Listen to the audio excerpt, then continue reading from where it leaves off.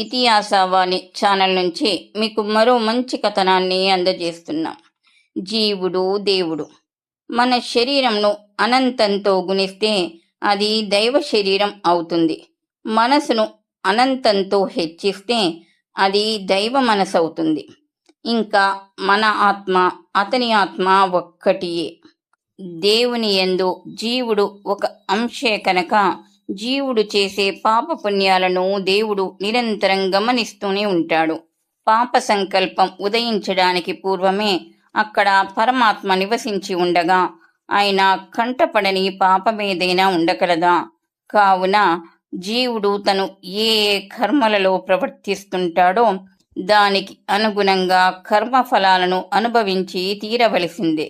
దేవుని పట్టు నుండి ఎవ్వరూ తప్పించుకోలేరు. పాపం చెయ్యాలనే కోరిక లేనప్పటికీ జీవుడు ఎందుకు పాపం చేస్తున్నాడు, దేని చేత ప్రేరేపించబడి అలా చేస్తున్నాడు అనేది అర్జునుడి శంక. ఇది సమయోచితమైన ప్రశ్న. ఎందుకంటే ప్రతి ఒక్కరికి ఇదే సంశయం కలుగుతుంది. అర్జునుడు జీవుల తరపున ఒక ప్రతినిధిగా పరమాత్మను ఈ ప్రశ్న అడిగాడు. అబద్ధం మాట్లాడకూడదని అందరికీ తెలుసు, కానీ మాట్లాడుతున్నారు.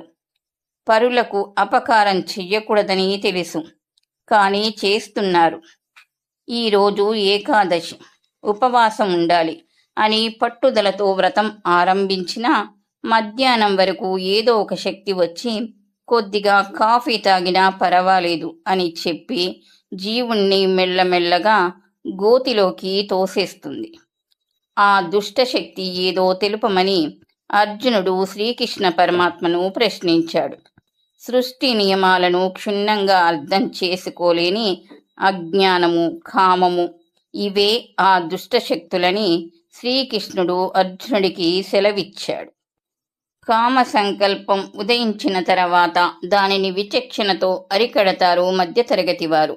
ఉత్తములైతే బుద్ధికి పరమైన స్వస్వరూపమందే నిలకడగలవారై ఆత్మను ఆశ్రయించి కామ సంకల్పాలు ఉదయించకుండానే చూసుకుంటారు. ప్రపంచంలో చతురంగ బలాలను జయించినవాడు శూరుడు కాడు. అస్త్ర శస్త్రాలను కలిగి ఉన్నవాడు శూరుడు కాడు. లోకమంతటా దిగ్విజయం చేసినవాడు శూరుడు కాడు. వశిష్ఠుల వారు ఆనతిచ్చినట్లు ఇంద్రియ మనసులను జయించి కామాదులపై విజయం సంపాదించగలిగిన వాడే నిజమైన శూరుడు, మోక్షమునకు అర్హుడు. 2 విధాలైన సంస్కారాలతో మానవుడు ఈ లోకంలో పుడుతున్నాడు. అందులో ఒకటి ముముక్షత్వమునకు కారణమయ్యే విద్య, రెండవది సంసారమునకు కారణమయ్యే అవిద్య. మానవుని జనన కాలంలో ఈ 2 త్రాసులోని 2 పళ్ళ్యాల వలె సరి సమానంగా ఉంటాయని చెప్పవచ్చు. వెంటనే సంసారం అనే ఒక పళ్ళ్యంలో లౌకిక సుఖాన్ని, దైవం అనే రెండవ పళ్ళ్యంలో దైవ జిజ్ఞాసను ఉంచుతారు. మనసు సంసారాన్ని కోరుకుంటే అవిద్య అనే పళ్ళ్యం బరువై మానవుడు లోకం వైపునకు మొగ్గుతాడు. అలా కాకుండా దేవుణ్ణి కోరుకుంటే విద్య అనే పళ్ళ్యం బరువై వానిని దేవుని వైపుకు మరల్చుతుంది.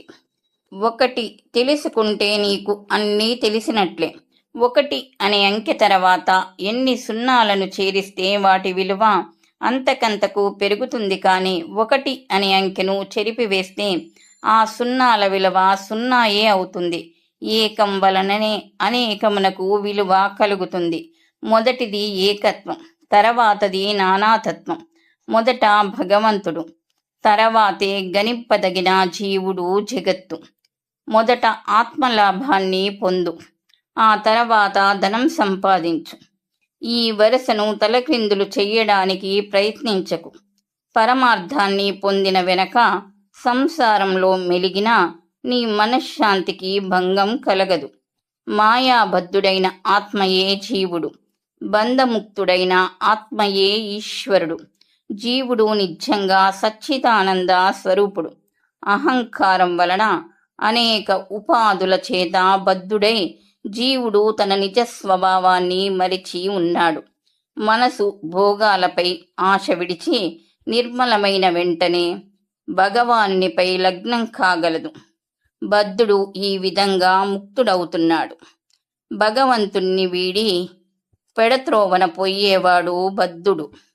కామిని కాంచనాల మోహం మనసు నుండి తొలగి నిర్మలమైనప్పుడు మిగిలేది ఏమిటి? కేవలం బ్రహ్మానందమే. కాంతకు కనకమునకు ఎవడు బానిస కాడో వాడే పుణ్యపురుషుడు. ఈ కథనం మీకు నచ్చితే లైక్ చేయండి. మరిన్ని మంచి కథనాల కొరకు మా ఛానల్ని సబ్స్క్రైబ్ చేసుకోండి.